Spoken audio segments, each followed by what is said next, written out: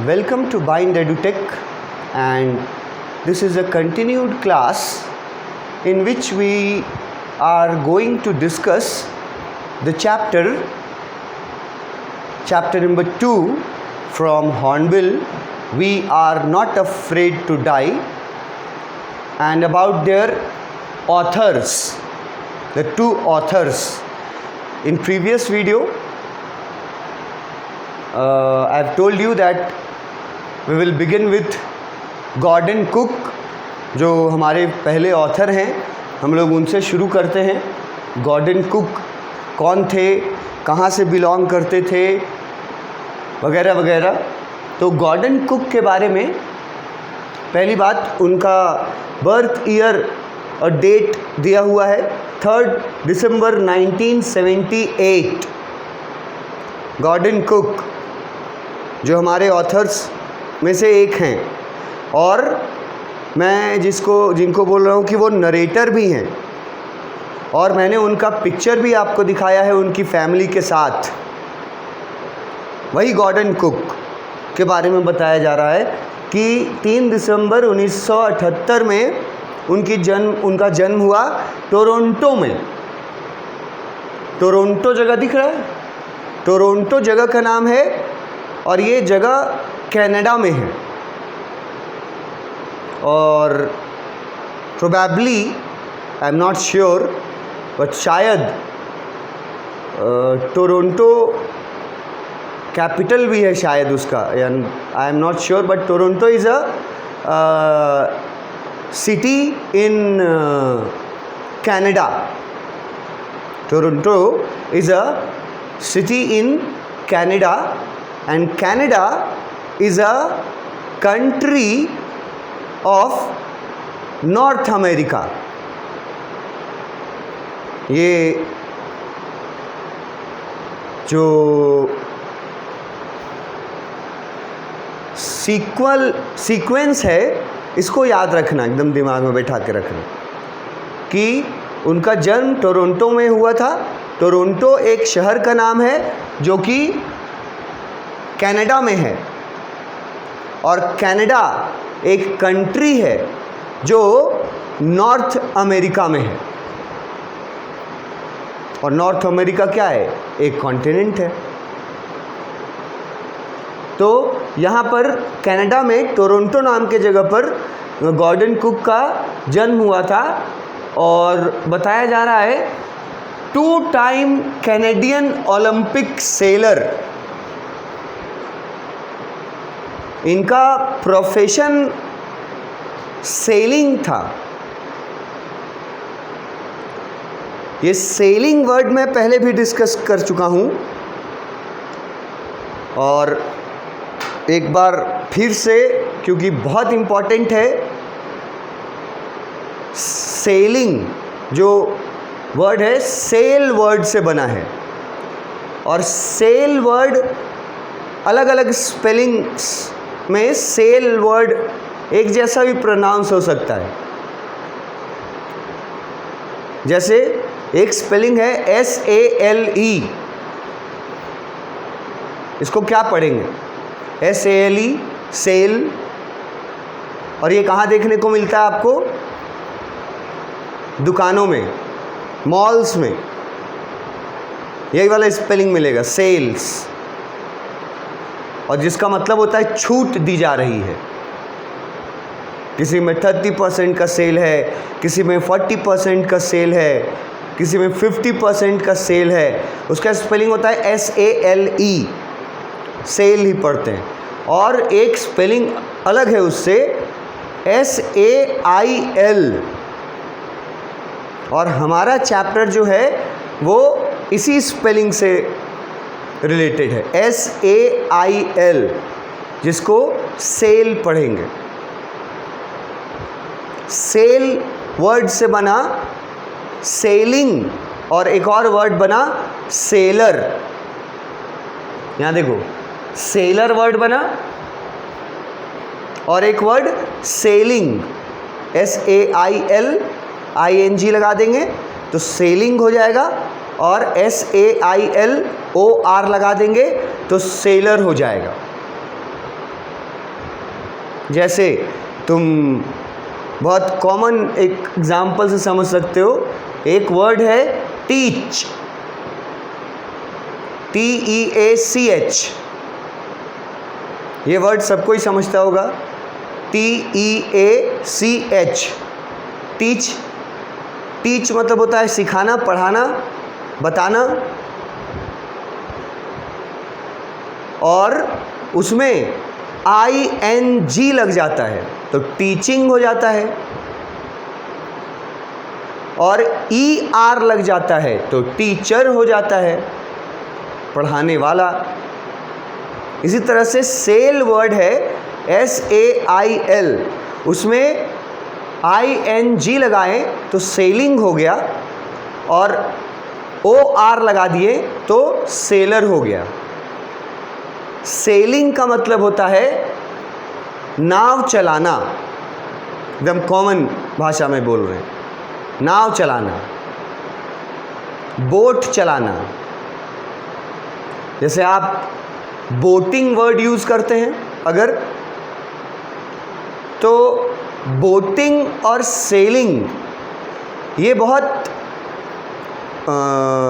मिलते जुलते शब्द हैं, लेकिन फ़र्क है, दोनों में फ़र्क है, लेकिन एक दूसरे से एकदम, एक होता है ना इक्वल और एक होता है इक्विवेलेंट।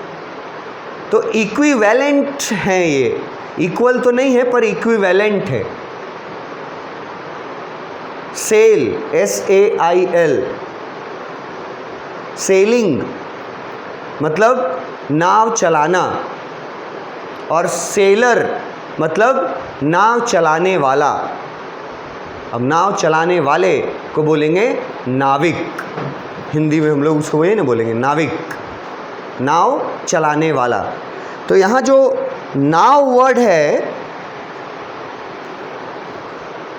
नाव, अब उसके लिए हिंदी में बोट वर्ड भी यूज़ करते हैं, और इंग्लिश में बोट वर्ड के अलावा एक और वर्ड यूज़ करते हैं हम लोग, शिप,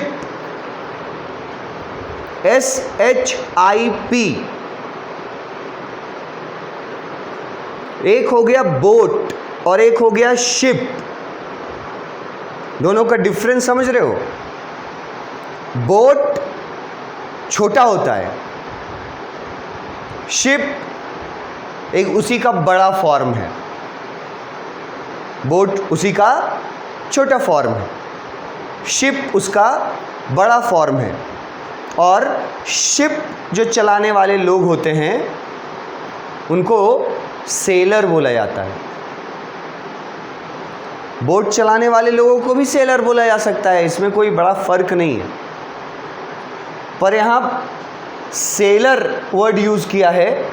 और ओलंपिक में, अब ओलंपिक वर्ड मैंने किया था एक बार कि ओलंपिक एक टूर्नामेंट है, वर्ल्ड वाइड टूर्नामेंट, जो सबसे बड़ा टूर्नामेंट माना जाता है पूरी दुनिया में। ओलंपिक का नाम सब लोगों ने सुना होगा। तो 2 बार गॉर्डन कुक के बारे में बताया जा रहा है कि उनका जन्म टोरंटो में हुआ, कनाडा में, और उन्होंने 2 बार ओलंपिक में कनाडा के तरफ से अपने टीम को रिप्रेजेंट किया था एज अ सेलर, नाविक के रूप में। ओलंपिक में तो बहुत सारे गेम्स और स्पोर्ट्स होते हैं, क्रिकेट नहीं है फ़िलहाल, सिर्फ उसको छोड़ के ऑलमोस्ट सभी हैं गेम्स और स्पोर्ट्स ओलंपिक में। फुटबॉल है, बास्केटबॉल है, वॉलीबॉल है, टेनिस है, चेस है, हर चीज़ है ओलंपिक में। बड़े गेम में क्रिकेट ही नहीं है अभी तक, और उम्मीद है कि आगे शामिल हो जाएगा वो भी ओलंपिक में। अब क्रिकेट अगर ओलंपिक में शामिल हो गया तो क्रिकेट का दर्जा जो है वो और ऊपर चला जाएगा। तो कनाडा के तरफ से, मतलब अपने कंट्री के तरफ से 2 बार ओलंपिक गेम्स में इन्होंने पार्टिसिपेट किया है गॉर्डन कुक ने, 2 बार ओलंपिक में एज अ सेलर इन्होंने compete किया है, पार्टिसिपेट किया है, अपने देश को रिप्रेजेंट किया है, कनाडा को। ही sails for the Royal Canadian Yacht Club. अब ये एक क्लब का नाम है। क्लब वर्ड जो है ना, इसका मतलब होता है एक तरह का संस्था। हिंदी में हम लोग जो संस्था वर्ड समझते हैं उसी को क्लब वर्ड लिखा गया है अमेरिकन दृष्टिकोण से, क्योंकि ये अमेरिकन है। हम गॉर्डन कुक हमारे जो हैं वो अमेरिकन हैं, तो उन्होंने उसको क्लब लिखा है। हम लोग उसको अलग रूप से देखते हैं इंडिया में। इंडिया में भी क्लब्स होते हैं बहुत सारे। अब क्लब्स, ये जो वर्ड है क्लब, इसका दो मतलब तो एटलीस्ट हम लोग जानते हैं। एक तो आपके मन में क्लब वर्ड का मतलब आएगा पार्टी करने वाला क्लब, वो जगह जहाँ लाउड म्यूज़िक होता है, वो जगह जहाँ पे एंटरटेनमेंट किया जाता है, ड्रिंकिंग की जाती है, स्मोकिंग की जाती है, एनीथिंग लाइक दैट, एंटरटेन करते हैं अपने जगह, उस जगह पर जा करके। उस जगह को भी क्लब बोलते हैं बहुत सारे लोग। कुछ लोग क्लब बोलते समझते हैं उस जगह को जहाँ पे जुआ खेला जाता है। जुआ मतलब समझता है, गैम्बलिंग, जहाँ गैम्बलिंग होता है उसको भी कुछ लोग क्लब समझते हैं, क्योंकि बोला भी जाता है गैम्बलिंग क्लब। यहाँ पर ना क्लब का मतलब है एक ग्रुप होता है जो मिल करके, सभी मिल करके एक संस्था बनाते हैं और उसको एक नाम दे दिया जाता है। और जो लोग उस संस्था को बनाने वाले लोग होते हैं, जितने भी लोग, वो सारे लोग उस संस्था के मेंबर्स कहलाते हैं। ये तो समझता होगा तुम लोग। तो एक संस्था, क्लब, यहाँ डांसिंग क्लब की बात नहीं की जा रही है, ठीक है। यहाँ मतलब जुआ खेलने वाले क्लब की बात भी नहीं की जा रही है। यहाँ पे बात की जा रही है याच क्लब की। अब ये जो याच वर्ड लग गया ना, ये इस क्लब को अलग कैटेगरी में ले गया, क्योंकि याच का वर्ड, ये याच वर्ड को पहले तो इसका स्पेलिंग देखो थोड़ा अच्छा से, इसको पढ़ना सीखो। बहुत सारे लोग इसको सही से नहीं पढ़ सकते हैं, लिख नहीं पाएंगे। इसका स्पेलिंग भी थोड़ा टेढ़ा है, YACHT। इसको पढ़ेंगे याच, च का प्रोनाउंसिएशन होगा लास्ट में, छ वाला च होता है ना, याच। याच क्लब अगर बोला गया तो इसका मतलब है कि वो याच वर्ड का सीधा मतलब होता है बोट्स, शिप्स। जहाँ पे ऐसा जगह जहाँ पे बोटिंग करवाई जाती हो या शिपिंग करवाई जाती हो, उस तरह का कॉम्पिटिशन्स करवाया जाता हो, उस तरह का गेम्स या स्पोर्ट्स करवाया जाता हो जिसमें बोट या शिप यूज़ की जाती हो, उस तरह के क्लब को याच क्लब बोलेंगे। ये ठीक से समझो, याच क्लब। क्लब मतलब हो गया संस्था और याच मतलब हो गया बोट या शिप।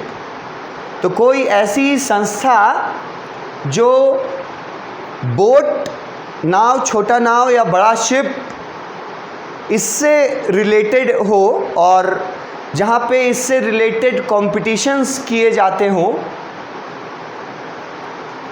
स्पोर्ट्स या गेम्स किए जाते हों, या स्पोर्ट्स या गेम्स में इन्वॉल्व होते हों, जिसमें बोटिंग या शिपिंग आता हो, उसको याच क्लब बोलेंगे। और गॉर्डन कुक के बारे में बताया जा रहा है कि वो रॉयल कैनेडियन याच क्लब के लिए सेल करते थे। अब यहाँ सेल का मतलब है नाव चलाना, मतलब वो कनाडा के, रॉयल वर्ड मतलब समझता है, जैसे पहले राजा महाराजा लोग का जो समय होता था, जब राजा होते थे, सम्राट होते थे, महाराजा होते थे, ये सब होते थे जिस समय, तो उनका जो हैसियत होता था सोसाइटी में, वो तो सबसे ऊपर होता था। तो राजा महाराजा के हैसियत वाले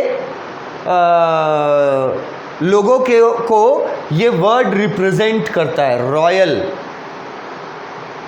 रॉयल वर्ड रिप्रेजेंट करता है ऐसे लोगों को जो लोग मतलब राजा महाराजा टाइप के खानदान से आते हो। तो एक रॉयल कनाडा जो कंट्री है, उस कंट्री में का रॉयल क्लब जो था, याच क्लब, उसके लिए सेल किया करते थे, मतलब उसके मेंबर थे। गॉर्डन कुक कनाडा के रॉयल कैनेडियन याच क्लब के मेंबर थे, उसके लिए वो सेल करते थे, मतलब नाव चलाते थे। याच मतलब मैंने बता दिया, या तो छोटा बोट या तो नाव, उसको याच बोलेंगे कॉमन में। He is the son of, उसके फादर का नाम दिया हुआ है Stephen Cook and Linda Cook. Gordon Cook जो कि एक सेलर हैं, नाव चलाने वाले, शिप चलाने वाले, और ऐसे वैसे सेलर नहीं हैं।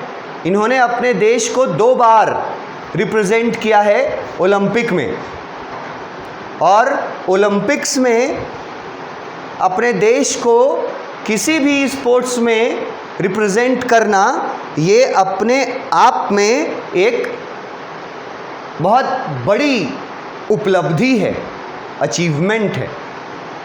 ये आप लोग स्पोर्ट्स में जो लोग थोड़ा इंटरेस्ट रखते हो, वो उस दृष्टिकोण से देखिएगा कि हमारे जब भी ओलंपिक्स होते हैं, ये जो कंपटीशन होता है ओलंपिक का, तो उसमें चाइना, यूएसए, ब्रिटेन, ये सब कंट्रीज़ जो हैं, इनके गोल्ड मेडल्स, नंबर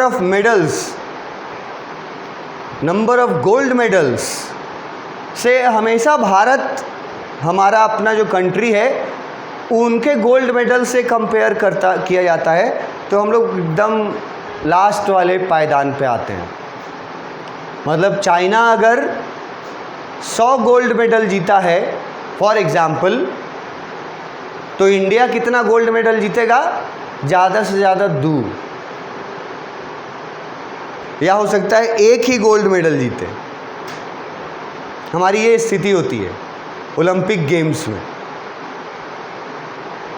मेडल लाना, ओलंपिक गेम्स में जो मेडल लेकर के आते हैं, मैंने आपको नाम भी गिनवाया था, कुछ अभी के जो कुछ प्लेयर्स हैं जिन्होंने ओलंपिक्स में मेडल दिलवाया इंडिया को पिछले ओलंपिक्स में ही।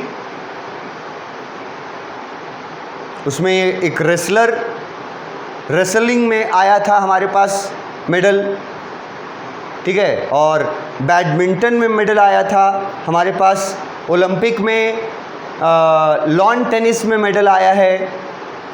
लेकिन हम लोग ना गिने चुने मेडल्स ला पाते हैं ओलंपिक्स में। जितना बड़ा हमारा कंट्री है उस हिसाब से देखोगे तो एकदम हम लोग आखिरी पावदान पे होते हैं। ओलंपिक में जितने कंट्रीज़ पार्टिसिपेट करते हैं उनमें से हम लोग एकदम सबसे फिसड्डी में रहते हैं। यहाँ पर ओलंपिक में अपने देश को, कनाडा को 2 बार रिप्रेजेंट किया है गॉर्डन कुक ने, जो हमारे ऑथर और नरेटर हैं, ठीक है। और वो कनाडा के रॉयल याच क्लब के मेंबर थे। रॉयल याच क्लब, याद रखना, इसके मेंबर थे वो। उनके फादर मदर का नाम दिया गया Stephen Cook and Linda Cook. उसके बाद उनके एजुकेशन के बारे में कुछ बताया गया, ये ज़रूरी है।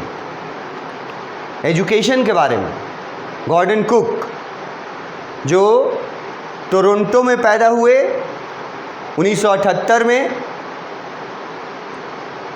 टोरंटो जो कनाडा में है, कनाडा जो नॉर्थ अमेरिकन कॉन्टिनेंट में है, मतलब अमेरिकन कंट्री है। तो वहाँ पे उन्होंने पढ़ाई क्या की थी? He is a graduate of the engineering physics program. Graduate word तुम लोग अगर समझते होगे, मोस्ट ऑफ द स्टूडेंट्स को तो समझ में ज़रूर आता हो ग्रेजुएट या ग्रेजुएशन करना किसको बोलते हैं। अभी तुम लोग क्लास 11th में हो तो इसको जैसे इंटरमीडिएट बोलते हो, इंटर में है ये बोलते हो, तो क्लास 11th को जब तुम पास कर जाओगे, क्लास 12th में जाओगे, क्लास 12th को जब पास कर जाओगे तब तुम जाओगे ग्रेजुएशन करने के लिए। ग्रेजुएट को हम लोग जो बैचलर डिग्री बोलते हैं। अगर आर्ट्स में किया है तो बीए बोलते हैं, बैचलर आर्ट्स। अगर साइंस में किया है तो बीएससी बोलते हैं, बैचलर साइंस। अगर कॉमर्स में किया है तो बीकॉम बोलते हैं, बीकॉम बैचलर डिग्री, जो अभी हमारे यहाँ हमारे एजुकेशन सिस्टम में 3 इयर्स का होता है और जिसको सेमेस्टर वाइज बांट दिया गया है बहुत जगह, तो 6 सेमेस्टर्स किए गए। ग्रेजुएशन करना 3 साल, इंटर के बाद 3 साल, और उसको फिर आधा आधा बांट दिया है तो 6 सेमेस्टर कर दिया है। 6 सेमेस्टर आप पूरा कीजिएगा तब आप ग्रेजुएट कहलाइएगा। तो इन्होंने ग्रेजुएशन किया था किस चीज़ में? Engineering in physics. Physics word से साइंस स्टूडेंट्स, आर्ट्स स्टूडेंट्स, सभी स्टूडेंट्स क्लास 10th जिन लोगों ने पास किया है, फिज़िक्स तो सबको जानता होगा, तो फिज़िक्स जो है वो एक सब्जेक्ट है। तो इन्होंने फिज़िक्स में इंजीनियरिंग का डिग्री लिया, ग्रेजुएशन किया इन्होंने। कहाँ से किया? क्वींस यूनिवर्सिटी से। क्वींस यूनिवर्सिटी जो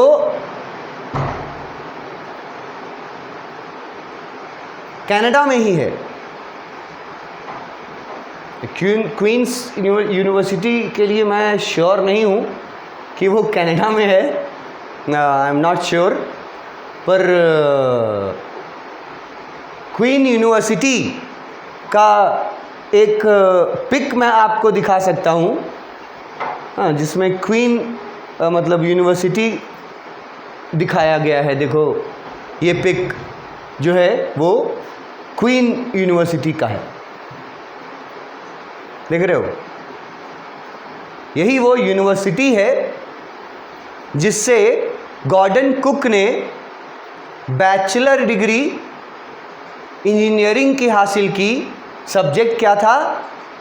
फिजिक्स। तो फिजिक्स से बीएससी करने के बाद तब वो सेलर बने। सोच लो कि सेलर का फिजिक्स से कितना लेना देना होगा। मतलब शिप चलाने का जो काम होता है उसमें फिजिक्स कितना इंक्लूड है, कि फिजिक्स का इंजीनियरिंग किया था इन्होंने क्वींस यूनिवर्सिटी में, और तब वो जा कर के वो सेलर फिर आगे चल कर के बने। और रॉयल याच क्लब, कैनेडियन रॉयल याच क्लब के लिए सेल करते थे, वो उसके एक मेंबर थे। उन्होंने यहाँ से, इस यूनिवर्सिटी से, जो मैं पिक्चर आपको दिखाया था, इस यूनिवर्सिटी से उन्होंने ग्रेजुएशन किया था। इसके आगे हम लोग अपने नेक्स्ट वीडियो में देखेंगे। Thank you.